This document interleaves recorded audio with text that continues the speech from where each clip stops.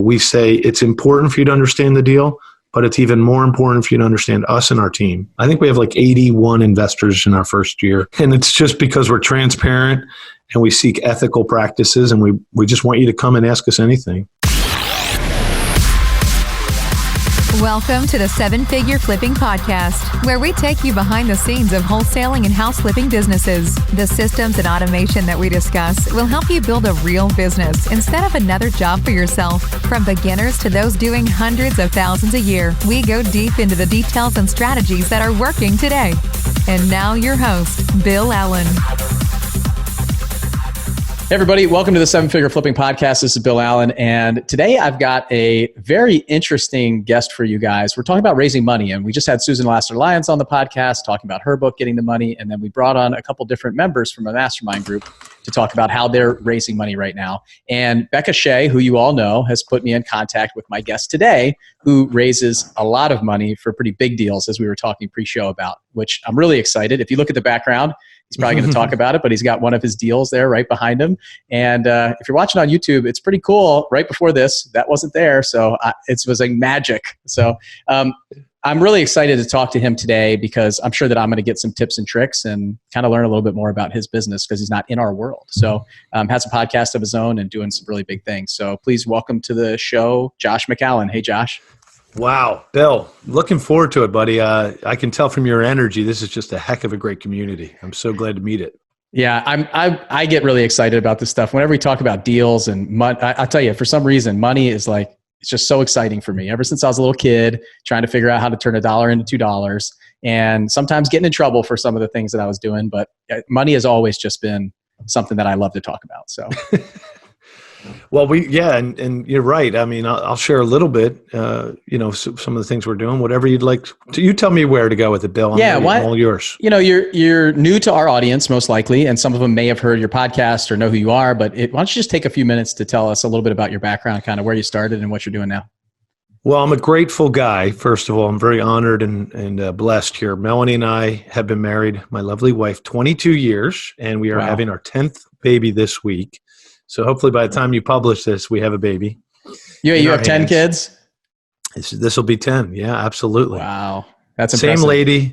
Same lady straight through, 20-year difference in age from the oldest to the youngest. So, we started with the very simplest story. Starts 18, 19 years ago. We bought a small duplex. I talked Melanie, or actually it was 21 years ago. I talked her into buying a duplex instead of a house right off the bat. And after a lot of different cool careers in between, now we resort flip, if you want to call us that. Maybe we're the seven-figure flipper for resorts.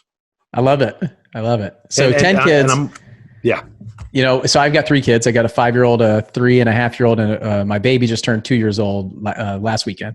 So, and we have some members inside the mastermind that have 11 kids. We have 2 that have 11, or 1 that has 12, I think. And so we have some bigger families. Yep. So you got Nobody's some competition. Ever beaten us. Well, wait a second. You got some work to do. I think their kids are a little bit closer together. They've got some interesting stuff. It's I'm just in awe of that, and I just shared something myself where I feel like when I went from 1 kid to 2 kids, it was a huge jump. And then from 2 to 3, a big jump. And now when I have just 1 or 2 of them that I have to take care of at a time, it's easy. And I almost just get like trained to be used to it then. So I'm sure if you have like 6 kids that you have to take on a trip or something, you go, that's not that big of a deal. And I'm crying over 3. So I'll tell you what, man, children are such a blessing. And I was one of 2 kids. My brother became a Green Beret. Actually, he's still active duty. He teaches that halo jumping, high altitude, low open in Yuma. Yeah. He's an instructor, and I'm so freaking honored to be his brother. So he's a little younger than me, but it was just the 2 of us. My wife was the one who helped set the path of a bigger family. She's from a big family, and she taught me how to be a good guy, and I was happy to follow. It's actually always easier to be the dad of a big family than it is to be the mom, because it hurts to be a lady. It doesn't hurt so much to be a dad, but anyway, so we're happy. By the way, you are right about having more sometimes gets easier, or maybe it's perceived easier because we delegate. It's a lot of entrepreneurial leadership in our house. We have 3 tiers. We call them the bigs, the mids, and the littles. And basically, if you're anything above the littles, you're in charge. Okay, so You're in charge. And actually, the oldest of the littles, her name's Molly. Forgive me, Maggie's my oldest. Molly, you're in charge of the two littles. You better make sure that they do this, X, Y, and Z. And we're just constantly delegating authority. So it's been good training for entrepreneurship, I'll tell you that much. Well, we had a guy speak at our Flip Hacking Live event, our big event every year. His name's Walter Bond, basketball player. And he said, we're a training and development company masquerading as a family. And I said, this is awesome. I love this quote that he uses. We're a training and development company in everything that we do, our family, our job, our work. We just masquerade as different things, you know? So I've stolen it and used it, recycled it so many times. I love that concept because we're having meetings, we're having plans, we're coming up with structures just like you have in your family. It's really cool. But I think one thing. Tell me his name again. I'm writing. I'm literally writing. His name is Walter Bond, Bond. Oh. So great motivational speaker. If you ever get a chance to listen to him, he's unbelievable. Look him up. And but you said something that was saying, you know, as we get bigger, it becomes a little bit easier, right? So what I've noticed even in my business as we've flipped, more and more houses. So I assume now you build your process and procedures out for raising more money or growing a bigger, flipping a resort like you have behind you, and it becomes just kind of what you're used to. So then going back to, doing bigger things becomes easier. Well, there's a part we give a speech recently on I'm sure if you don't know much about the IRAs and self-directed IRAs, that's something I spent a little bit of time learning over the last 18 months. So I'm giving a presentation to a big IRA company to their audience, and we explain to them the difference between smaller deals and bigger deals. And usually families don't have access to the deal size and scale of our projects as a family or as an individual investor. And that's where our collective investing called syndication comes in. So what we explained on that webinar or that seminar was that sophistication is possible, like business sophistication, meaning division of labor, is possible and creates security for your invested dollar at a slightly larger scale than one property at a time or one person at a time. Both can be wonderful. Investing in your cousin Jimmy's flip can be wonderful and very lucrative. I'm not doubting that at all. But it also does rely on Jimmy, and Jimmy may have no other help, which is okay. Jimmy's pretty darn good at what he does, but a sophistication that we can provide tends to be a great fit for many, many families, and they like the fact that we have a head of operations, a head of finance, a head of land development, and that we are great operators as well as purchasers of deals and the whole kit and caboodle. So you're right, and same thing with a big family. We the sophistication for us is you will get leadership training no matter what in our house. And we have a saying you're going to love, Bill. It says, if mom's working and every kid in unison has to chant back the mantra, then I'm working. Or if dad's working, they have to chant back, then I'm working. Because there's no such thing as dad doing the dishes while you sit there and watch a show. No freaking way. Everybody gets up and helps. I love that. If dad's working, you're working, or I'm working. Yeah, that's great. So that's where we're getting right now. Our kids are so small. It's like they're sitting there crying while I'm doing stuff that I need to be doing. But we'll get there. Maybe 7 more kids later, we'll have a full training and development team. I got a full basketball team with 5 subs. It's pretty amazing. So one thing that you mentioned, we did talk about relational money raising, because that's really what it is, especially even in a syndication. You could have that person who is the syndicator that is a bad dude. And that turns out to be, it looks good because there is that law of scale type thing where, I'm only in 50,000 and you expect that they got a great contractor and got all those things. But really I dig into that person. Like if I invest in syndications myself, and same thing for us as even flippers doing one-off that cousin Jimmy, really I'm investing more in cousin Jimmy a lot of times than I am necessarily in the deal. So how do we build that? Like, how do you guys do it? How do you build that kind of reputation and those relationships and you're going out and raising money for these deals? What do you recommend? Bill, I love the way you interview people. It's very intuitive. And it's you got right to the heart right at the first question. So later we'll come back and we'll give you our backstory because you'll understand how we got to this point.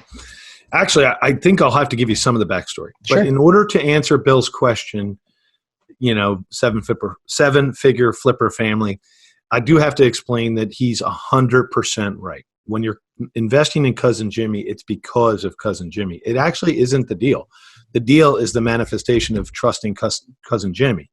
And Bill, you are 100% right. It's the same exact model for syndication. And I would argue it's the same model for Wall Street. And the problem with Wall Street is you can't know Jimmy. So that's where syndications are really interesting middle ground in a way, because you can come meet us. So going back a step, when we created our company that syndicates, my wife and I, it's called Accountable Equity, Bill. And the reason we named it Accountable Equity was because, first of all, we've named brands before for other companies. And we always say sometimes it's best to have the name be the mission statement.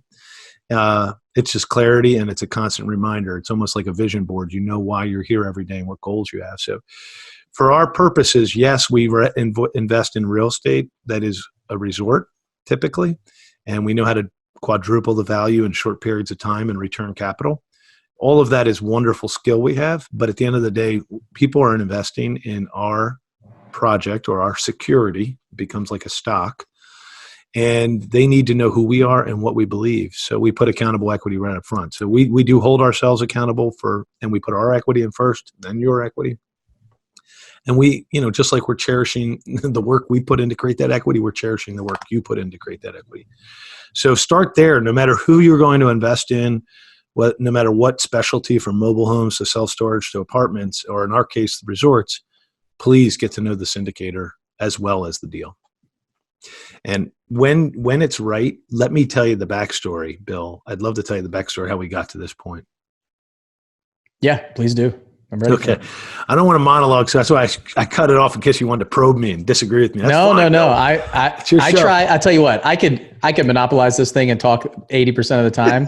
And I really have to fight to do that, because the woman who put us in touch, Becca Shea, she listens to these things and gives me feedback and says, hey, you're talking too much. Let the guests talk more. So I'm going to let you talk. I'll tell you that. And then if I need to jump in, I will, obviously. So, Bill, if you don't mind, this is going to be like a couple minutes, and I'm going to share with you how we got to where we are, and maybe it's going to correlate to various people in your lives and on the podcast.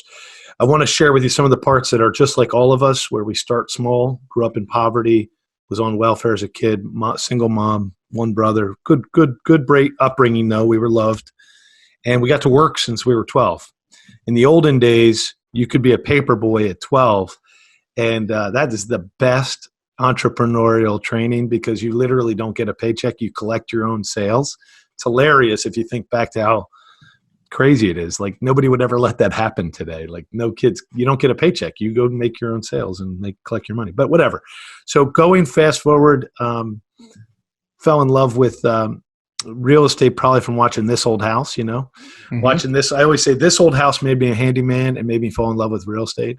And I always say Die Hard made me ready to kill a man. I used to say This Old House made me a handyman and Die Hard made me a man. So yeah, whatever. That's just my age group. So bottom line is we got into fundraising as a part of our overall universe of what we're trying to achieve. We're really, just like you're great at flipping houses, our true gift and calling in life is actually hospitality training and hospitality management. So we own a company called Viva May. You won't barely be able to see it, but below my logo here it says a signature collection of Viva May. So every resort we buy is managed by our management company, and our management company is no normal management company. And this is the crux of why we exist today. About 10 years ago, we had the chance, working for high net worth people, to come up with a business plan for them to turn around a speculative beachfront hotel they bought. They bought it in the boom days, and it was now the bust days. And they're like, how do we get out of this mistake? And we brainstormed various ways for them to get out of this mistake, because they were not hotel people. They bought it for the beachfront land. Okay, they were going to tear it down and build 7-figure flipping houses. Then the economy changed, and they're stuck with this flea bag hotel on the beach. And really was a mold-infested flea bag hotel. But it was on gorgeous beach. So we came up with a business plan to restore it physically. And that became my life's work for about a year, from everything from hiring the designers to leading all construction, which I had done before for houses. I had built very, very expensive flip houses, like $5 million beachfronts and crazy stuff. So here we were developing a business plan to flip a hotel. Well, it turns out To cut the story short, we hired a management company. We delivered a gorgeous, brand new looking hotel. And the F word was a common word at the front desk when our other management company was running the place. And I felt my heart broke for everybody involved. You know, I was the butt of the jokes because it was my business plan. We were failing. The management company wanted to quit. And it's mostly because we're up near New York and we have tough clients. And it was seasonal, and they were struggling like crazy to keep up with the demand, and they just had all the wrong people and all the wrong systems. Anyway, we ended up letting them go and start slowly but surely to build our own management company. That management company really uncovered some beautiful truths about hospitality just from the School of Hard Knocks, and because I'd been a waiter my whole life. We built a wonderful culture. 3 years later, TripAdvisor ranked us the number 7 hotel out of America, out of 55,000. And this blew us away. We had already been the number 1 ranked hotel in our state for about a year or two. And we were getting glowing reviews. And in 3 years had turned this thing in from a turd into a freaking powerhouse. And the end of the day was the way we did it was by recognizing the dignity of every guest and by training on the deep why, the WHY. And we just never gave up. And we got our butt handed to us so many times those first year or two before we knew how to really systematize restaurants, systematize front desks, systematize experiences on resorts. We just plowed through. And ultimately we erred on the side of loving our guests too much. Like they felt loved. And if you go back, you can still read those reviews from 2013, 2014, 2015 from my first few hotels. And the reviews were not normal. They were all about, I've never felt this way. They basically were manifesting in reviews back to us what we were trying to do. That changed my life. You know, Melanie, who was not a colleague at the time, I was working for like a family office.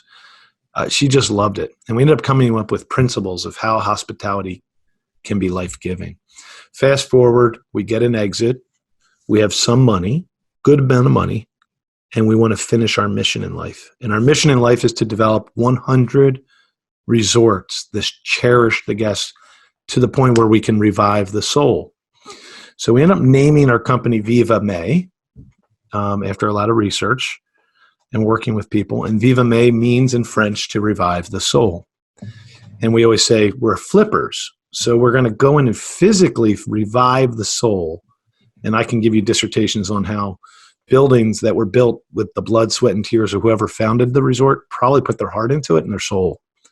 And we go through and we try to uncover that, kind of like this old house, you know. Mm-hmm. We uncover the elements that are beautiful, the reasons the place was designed the way it was, and we pull it back out and make it beautiful for today without taking away any of the history.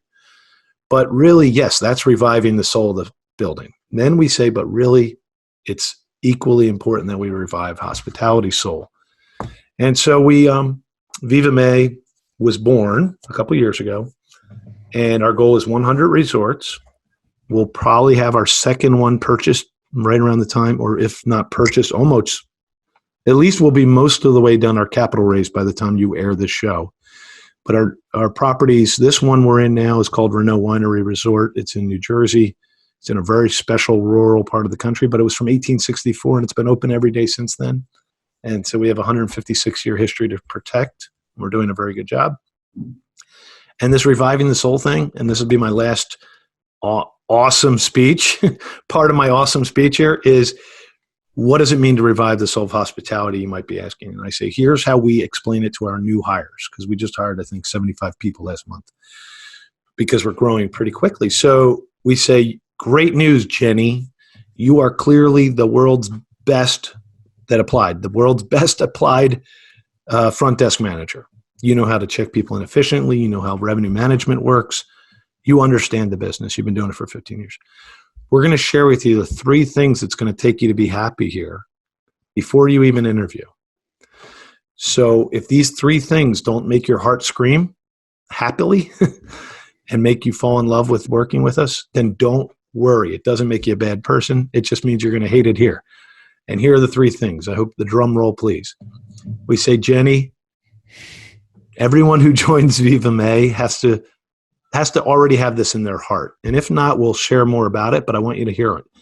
Number one, joy of service.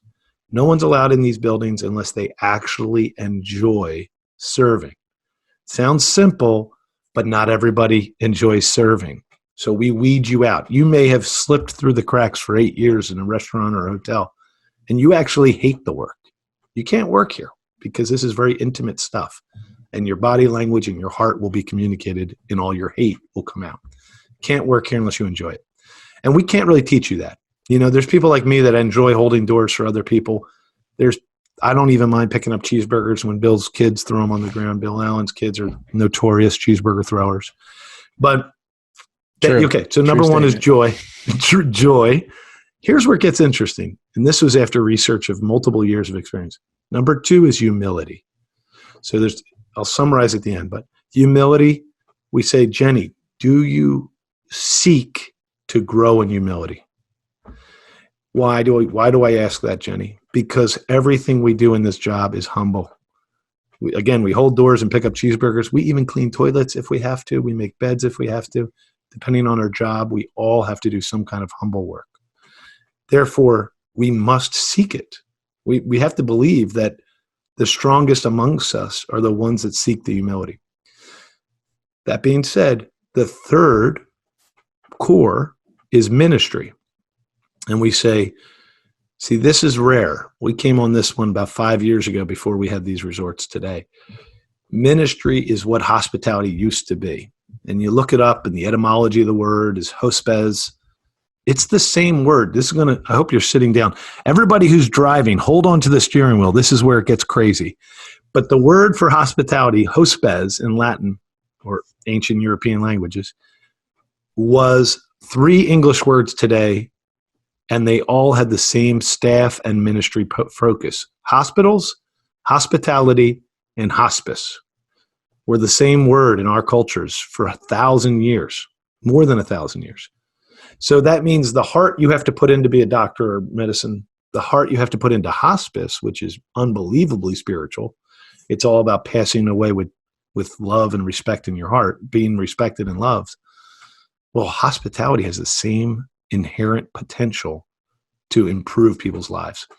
So those 3 core values are what we live for. And when we left the family office and we had a nest egg of money, but resorts cost millions. Our current property we bought for $5 million, distressed, really got a bargain, like ridiculous bargain. And in 1 year, Cushman Wakefield appraised it at 19.5. So our property has quadrupled in value in less than 12 months. Why? Well, we dramatically improved the physical, and then we sold the heck out of it with future contracts. So we know what we're doing with that. But my point is, these are expensive. So I knew we would need money, and that was where our career as a fundraising syndicator started. But I'll take a breath. And before we get into the meat and potatoes of why they're listening, I want to make sure nobody swerved off the road. Yeah. Well, it's interesting. There's a lot to unpack there. And just when I wrote down some notes, the biggest thing for me is you made a change out of necessity, right? You brought in this hospitality, you started this hospitality company, this property management company effectively, because somebody else couldn't do it. And I see a lot of that as we start. We have all ranges of people listening to this podcast. We have new flippers, people that are just interested in getting there, and we have people who are doing hundreds of houses a year.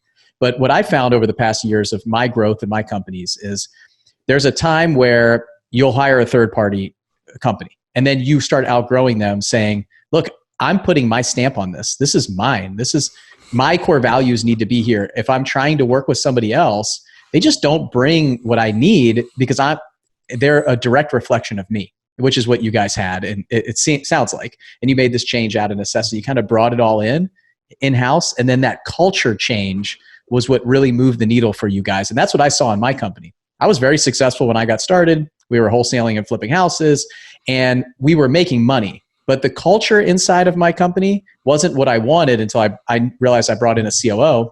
And then when I had to hand it off, when I moved out, what I saw was that the culture wasn't right because I was the one holding it all together. When the leader leaves, you really find out who's kind of managing the asylum at that point, right? And that's what I saw when my COO came in. And for those of you guys who are listeners who come to our events, they've heard me speak and him speak about these core values and culture being probably the number one thing in any company if you want to be successful. You really look at it. And just go ahead and read Good to Great by Jim Collins, and he'll tell you exactly what you need to know. But that culture is so important. So your 3 core values, I have 5 core values in my company, and we do the same thing when we interview people. I didn't hire 75 people last month, but we do hire a couple people every month typically. We just had to let somebody go today, and we're looking for that replacement. And it's just the fact that they're not, typically when they're not performing, it's one of those core values that are being hit. It's not necessarily the performance or the aspirational side of who they want to be and what they want to do. It's the fact that they're just not meeting those values that we need. And when you can't put your finger on it, when somebody is they're good, but they're not excellent or outstanding, it's typically that core value that's not lining up that you could point to if you actually have them. And so I've been harping on it for the last year and a half with this group is define your core values from the start and then start building your company and hiring around it. Because in the beginning, it's easy. When you hire 2 or 3 people, of course, they're going to be direct reflections of your values.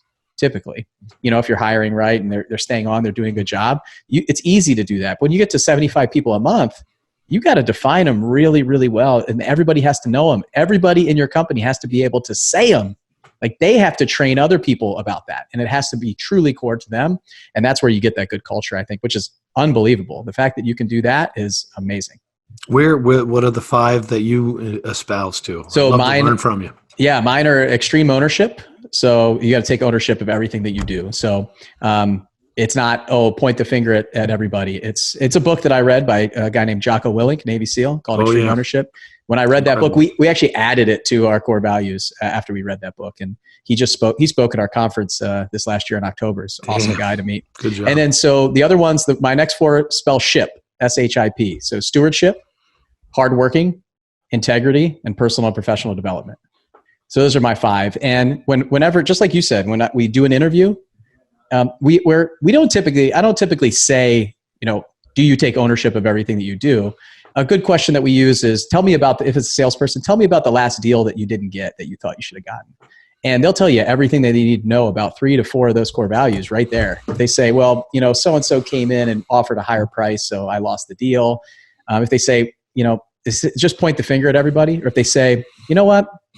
I didn't sit down and speak to that person long enough, or I didn't really listen and I missed a couple things that I should have used, and somebody else came in and offered some things that I could have, some deal killers that I could have avoided, and stuff like that. They really kind of take ownership of everything that they could have changed and done. Like, what's the last book you read, or what kind of conferences have you been to, and just really dig into their personal and professional development side. And typically the integrity and ownership kind of come hand in hand usually, but Absolutely. That's kind of, I love it. I mean, you're speaking my language with all this stuff. And even I own 2 small companies. I have about 15 people in each company. And we're not hiring 75 people a month, but that is the number one thing, even if you're just hiring 1 or 2 people. So. Yeah. And to be fair, 15 is huge. That's a big group of people. We actually hired 75 because we're in a boom period right now. We do not hire 75 a month, thank God. But we did hire 75 last month. So I couldn't agree with you more. And the thing about having core values, like you've already brought up, reading Good to Great by Jim Collins, we are intentional and serious about what we're here to do. And we have a mission. So we do want to be honest with our people up front. We try to set expectations. And we do have people that come in. They actually, this is the biggest thing, and I'll leave this conversation on at this point. We do hire people that go through that training or that interview process, and they go to an initial culture training, which we do every single week with every single staff member on purpose. And they fall in love with it, and they come home and they're like, we're excited. We'll take the job. We're excited. 3 weeks later, they're not a good fit. So even though intellectually they wanted it, not everybody's, I don't know if you want to say in harmony with what they say they want and what their actions show they want. And so we have people that we have to ask to move on, or we share with them it's not a great fit. It happens, even though we're so intentional. Usually it can end well, though, because we're very supportive of people's lives. And we often recognize that if they're underperforming, they're probably not at peace. So there's a way to find a conversation that allows their departure to not be too upsetting. That it's interesting that you said that, because you also have that's letting somebody go is one thing, and typically 6 months later they're usually thanking you for doing it, but because you actually care about them, you're coming from them as like, you might say that you want this is an aspirational type job for you, but it's obvious like you're just not there. You're not. We don't align. But the other thing that happened that I saw is they also weed themselves out. If they have to go to a culture training once a week, and everybody else is like walking around, humming things and really happy to be there and excited, and you're the one person who is the kind of unhappy and doesn't like the way that this feels, then they typically quit. I mean, it's the easiest way to get your culture in line and to get your core values really stated and owned by all those people that are on board. It's the easiest way to let the A players kind of just control the arena, right? And everybody else who's a B or C player is going, I don't feel comfortable here, and they're looking for somewhere else to go, which is great. So we saw a lot of that when we kind of changed the culture in the company. Yeah, it's incredible. No, you sound like it sounds like we're singing from the same hymnal. I would like to work with your company. Too bad you're in Nashville, or else I'd come over and participate in some of your trainings. Yeah, we're up here in New Jersey. You're welcome anytime. We're all around. Yeah, we've never made it to New Jersey with one of our events, but we have been. We went up to Baltimore one year. We're going to Chicago in July. We've done a couple things, and I'll see you in Pennsylvania next month for sure. So let's take maybe just a few minutes. Is there anything actionable? Like let's go back to the time where, and it could be like big syndication deals or things like that. Obviously you have these core values in place. So you're attracting the people just like that. Like your investors are likely those core value fits for you too. So you're attracting the kind of people that you want to work with. But what are some things that maybe our listeners could do that you've seen success, even as far back as when you were just, flipping houses, or now flipping hotels and then resorts and all of these things? What are some things that you've learned along the way, and maybe some things that tripped you up too? No, there's a radical way to raise money that we're doing now that feel free to mimic or use. And I'm sure it's a combination of many people you've listened to in the past. Yes, technically it's called syndication, and technically it's a legal document that we put together called a private placement. So I want to give you I'm going to give you the answer in a rich way, if you don't mind.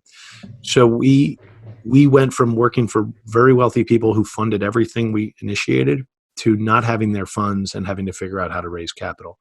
So about 20 months ago, I embarked on how do you raise capital as in order to achieve our life's mission, we would have to be a capital company, or we'd have to learn how to raise capital. And we only wanted to do it. We had one mentor that we had heard had done this before at the time, Dave Zook, who was taught us all about the Real Estate Guys radio podcast, which was excellent. We've been on that show before. And I told Melanie all about this. I said, here's what you do. It sounds like you need to learn this legal structure, hire a lawyer. It seems like there's some technical stuff to do.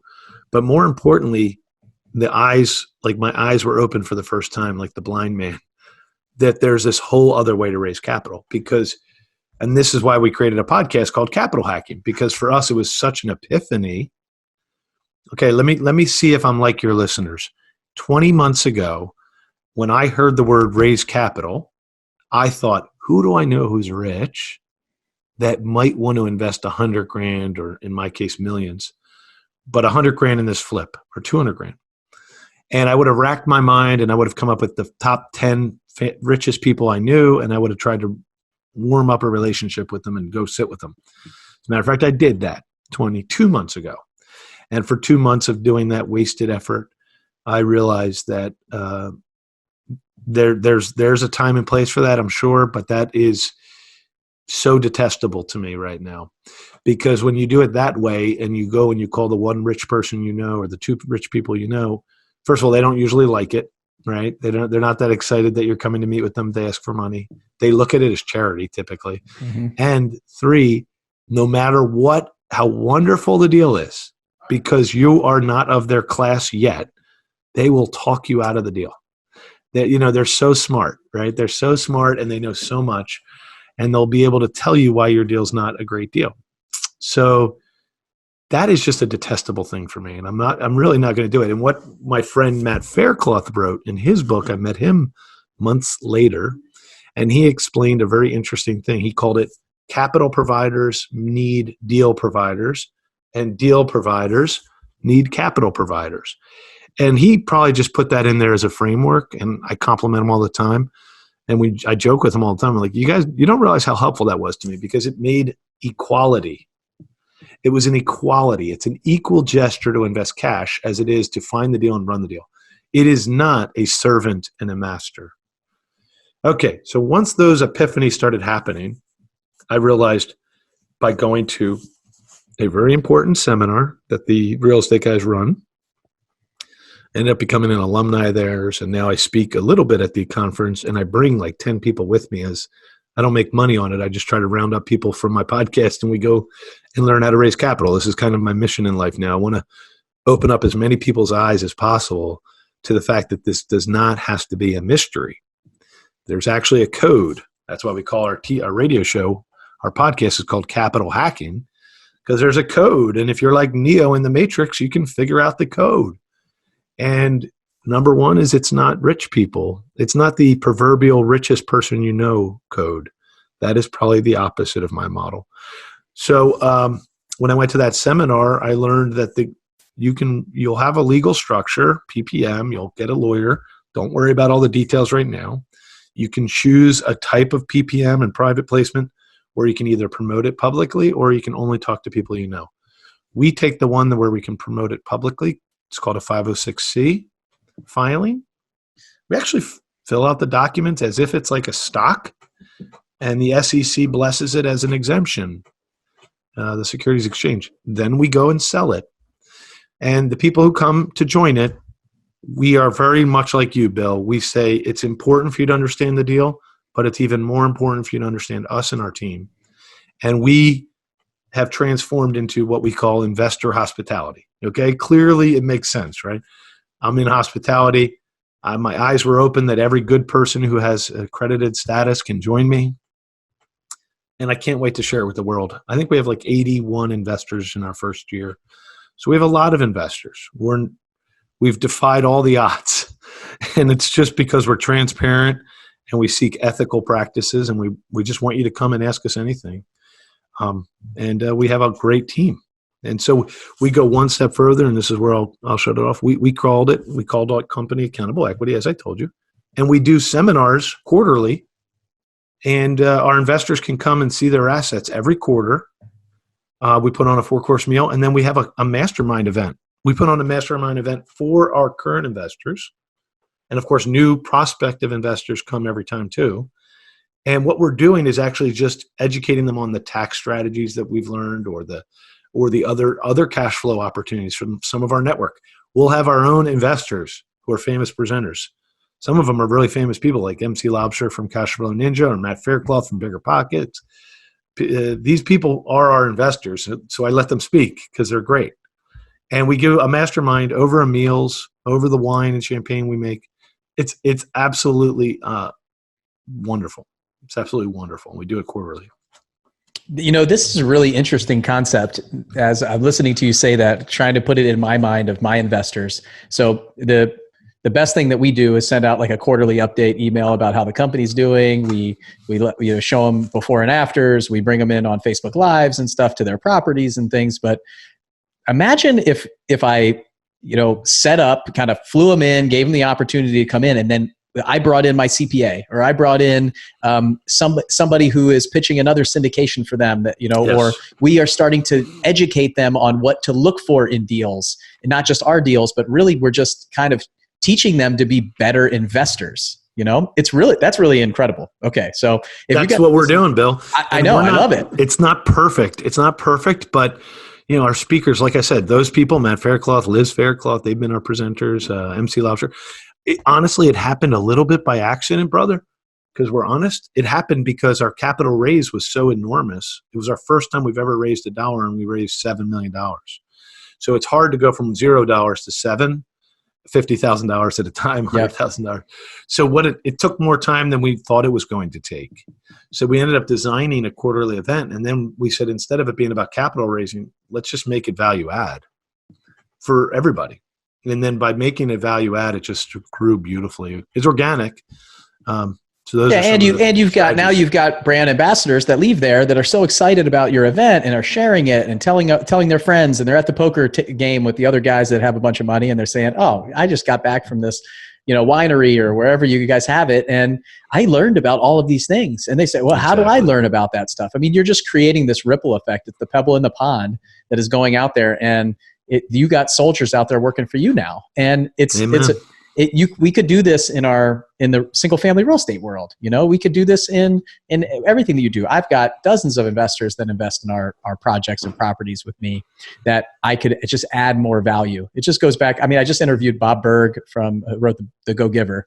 It may be a book that you've read, but he's his first law was just that when you deliver more value than you ask for in payment, then that's the first law of business, period. If you can give more value, and that's what you're doing. I mean, you're just adding value to these people's lives, and obviously they're going to want to reciprocate. They want to do something else with you. They're going to want to, you become the expert again. So really cool stuff. I think that we could do that in this world. And I don't know. You could. I don't know anybody else who's doing it in the single family. I don't even know a lot of people that are doing that in the multifamily big picture stuff. So that's really cool stuff.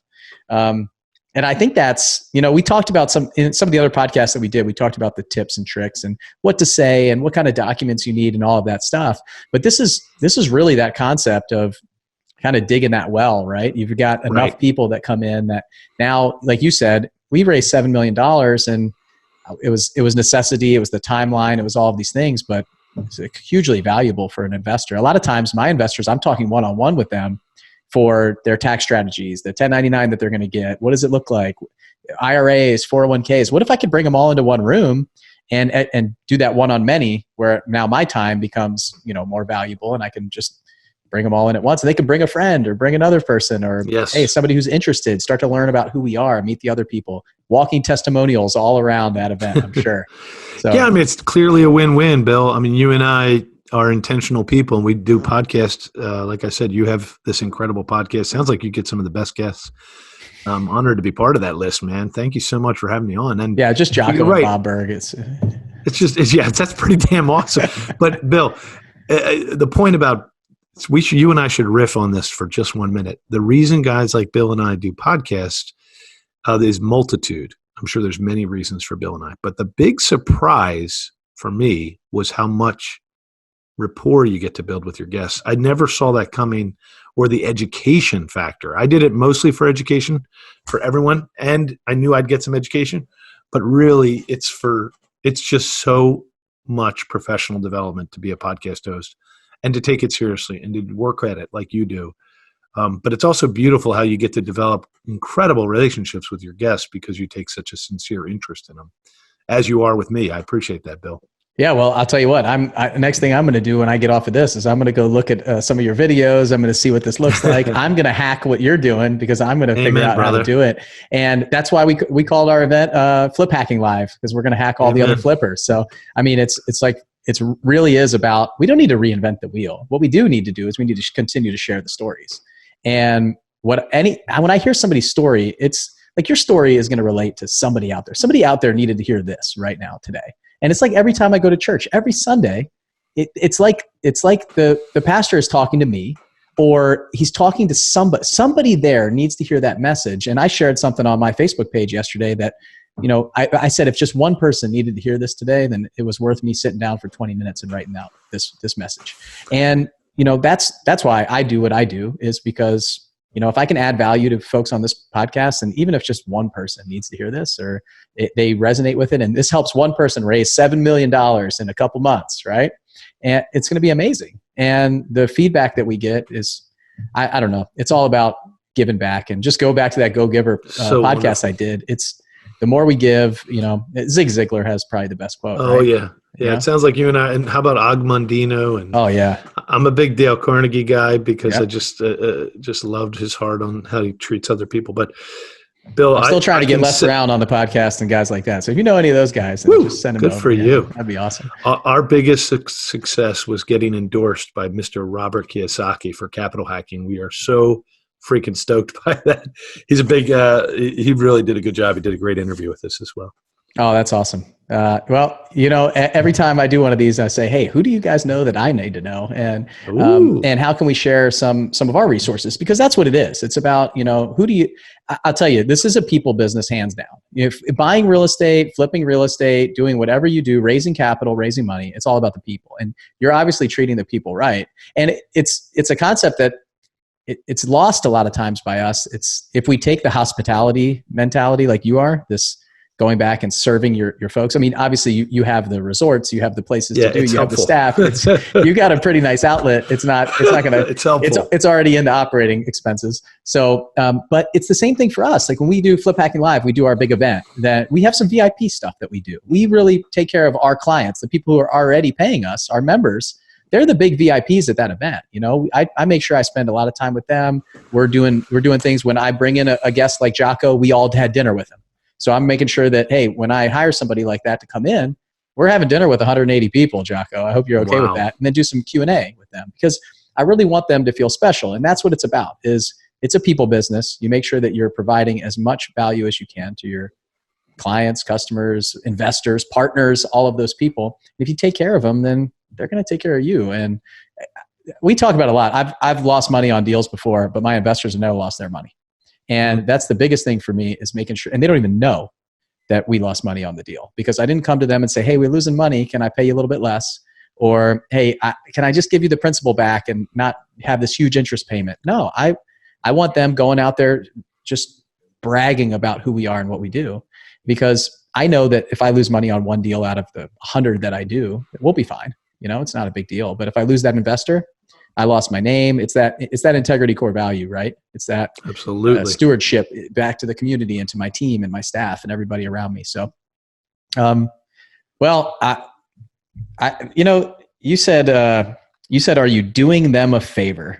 And the answer is no. It's like, you go to these people that have a lot of money, and it feels like you're asking for a loan instead of, providing them an opportunity. Right. And that's really the change in mindset that I had. It sounds like you had it around the same time of, let's just go out and create opportunities for other people to invest in and really feel like we're adding value to them. We're not going to them asking for something. It's definitely a fair trade. And we always appreciate, and we're so grateful to the people who invest their capital. And you know what? Because we are so transparent, I think they are also very happy with the hard work we're doing. So it's very much a gratitude as we work hard to make their money grow. Yeah, and I'm sure they're happy because you got 10 kids to take care of. So they got to make sure that you're making some money too. So that's right, baby. Those kids. So, all right. Well, how can we help you? How can some people go find you? Is there anything that I can do to plug? Yeah, I mean, it's an honor. I mean, I hope, first of all, we're excited about doing more shows like yours. So thank you very much for having us on.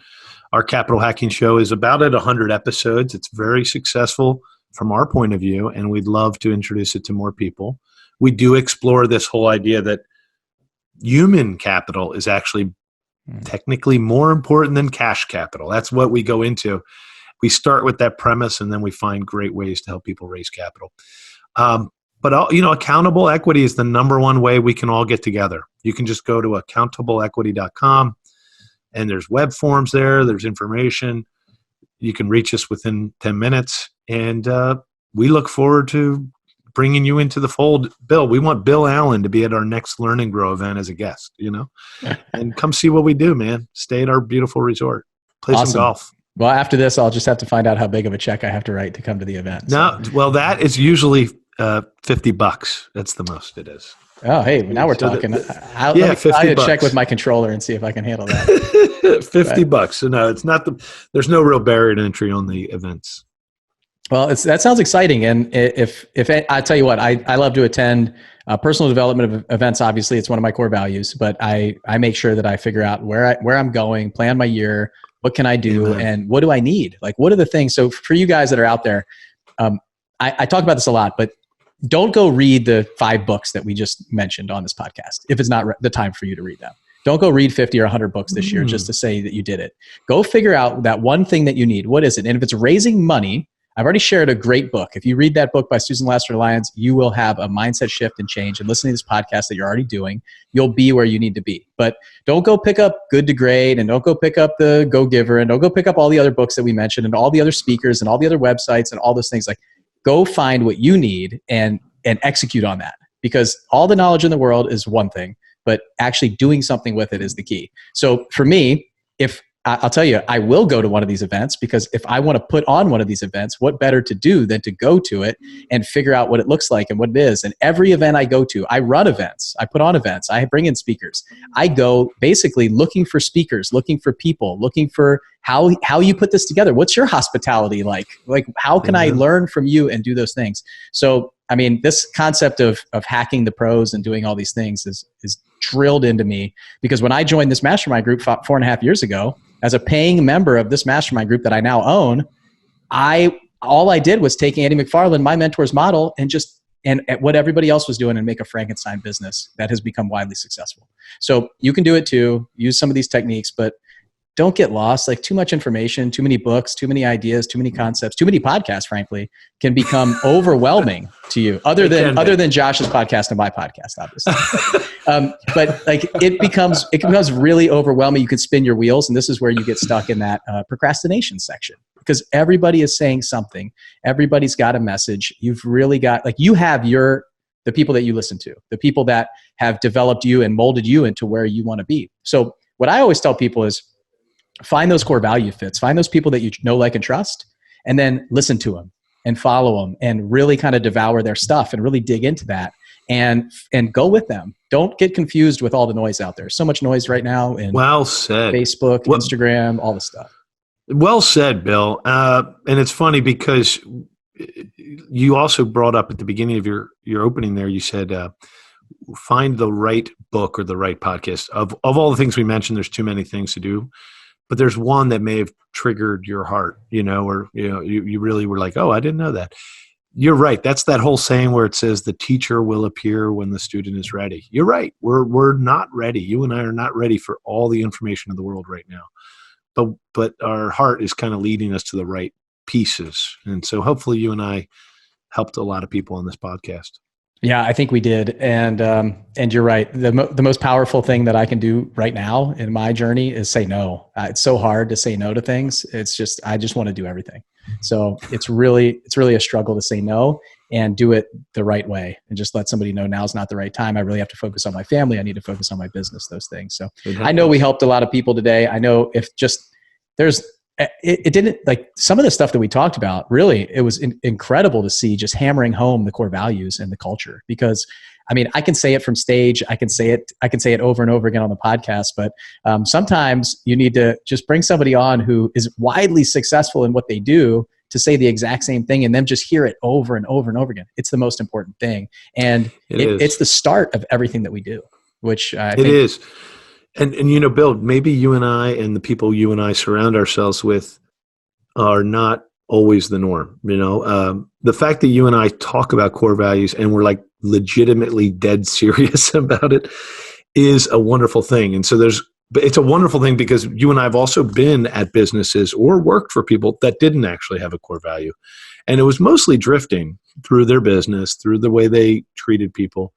For us, it's extremely intentional, and I can tell it is for you as well.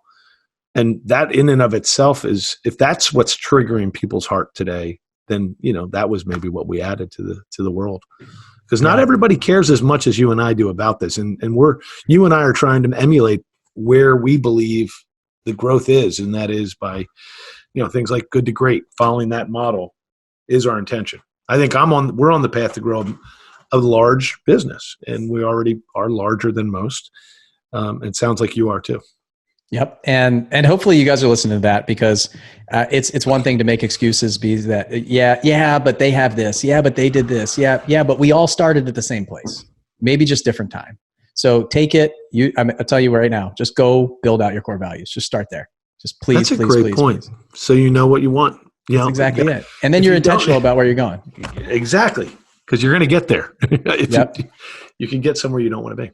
Bill, you are the best, man. Thank you for that. Well, thanks for coming on, Josh. I really appreciate it. I had fun. And this is always fun for me. I'm not an artistic guy. I'm an engineer. I love numbers, like zeros and ones, but this is like my creative outlet here, and I absolutely love it. It fills me up. So I'm a closet introvert, but these podcasts always I just enjoy them. I really do. So thanks for spending time with me. And I'm dead on the nose because I'm a military guy with military precision. So Josh, thanks a lot for coming on the show. I really appreciate it. Thank you for having us. We can't wait to be part of your community more and more. All right, Josh. See ya.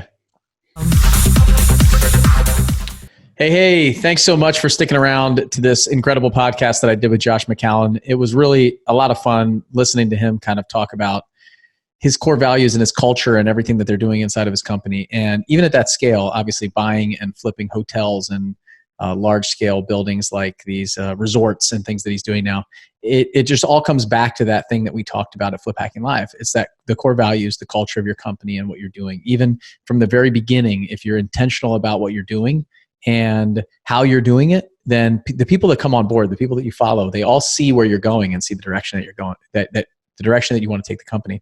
So it's really incredible just talking to somebody that I've never met before that isn't in our world. And it's just like we speak the same language. We think the same way. We're reading the same stuff. We're following the same people. And it just goes to show that when you're around the right people, it's the most important thing that we can do is just surround ourselves with people who are just like that, think like us, act like us. These entrepreneurs, they're all over the country, they're everywhere. And just finding them and getting them in the right room and spending time with them and figuring out how we can grow together, how we can work together, how we can share some of the same secrets. And he even said some of the events that he went to, some of the books that he was reading, some of the podcasts that he followed, all those different things got him to where he is now. And it wasn't just him coming up with everything. And that's it. It's just about hacking the pros. He used the term hacking a lot. And so that's what I built my business off of. That's what a lot of our members inside the mastermind group are doing. And that's how we're growing. We're growing together. We're not doing this on our own. So if you guys are in that place and you're looking for something, you're looking for, whether you're just getting going, whether you're doing hundreds of deals a year, we have a place for you here at 7-Figure Flipping. So I want to encourage you guys to go to, if you're ready for the 7-Figure Altitude Mastermind Group, go to 7-figurealtitude.com and apply to join us. Just put in your information, a little bit about what you're doing, some of the things that are working and not working in your business, and we'll just jump on a quick call and talk about it. And it's nothing high pressure. It's just, are you the right fit for us and are we the right fit for you? And if you're not, if we're not the right fit for you, we're going to let you know. And we're looking for people just like Josh was talking about. We were talking about fit our core values, that fit our culture, that want to do the things that we want to do. If what we're saying and what I'm talking about in this podcast resonates with you, then you probably would fit in really, really well with all of our other members. If I brought anybody on this podcast right now, they'd be sharing the same kind of message, the same kind of core values, the same kind of structure, the growth, where they want to be and what they want to do. So if you want to come join us in the mastermind group, I highly encourage you guys to just go to 7figurealtitude.com and fill out an application. And then for those who aren't ready for the 7-Figure Altitude group, just go to 7figureflipping.com. We're rolling out new things right now. We've got a plan coming up of what we can do for newer investors since our 7-Figure runway is closed until October. Obviously, we have our event, Flip Hacking Live, and in October. And then the 7-Figure runway will open up again, or I don't know, maybe we'll have something new that we're going to come out with around that time. So if you're ready for 7-Figure Altitude, go to 7figurealtitude.com. I'd love to see you in Atlanta, April 17th and 18th. We got a phenomenal event coming up, and we're all going to get together, the Runway members, the Altitude members, and Mastermind together in Atlanta. So go to 7figurealtitude.com, fill out your application, and I will see you guys on the next podcast. Bye. Thanks for listening to the 7-Figure Flipping Podcast with Bill Allen. If you want to grow and scale your house flipping or wholesaling business, check out more insider tips and strategies from the nation's most successful real estate investors at 7figureflipping.com.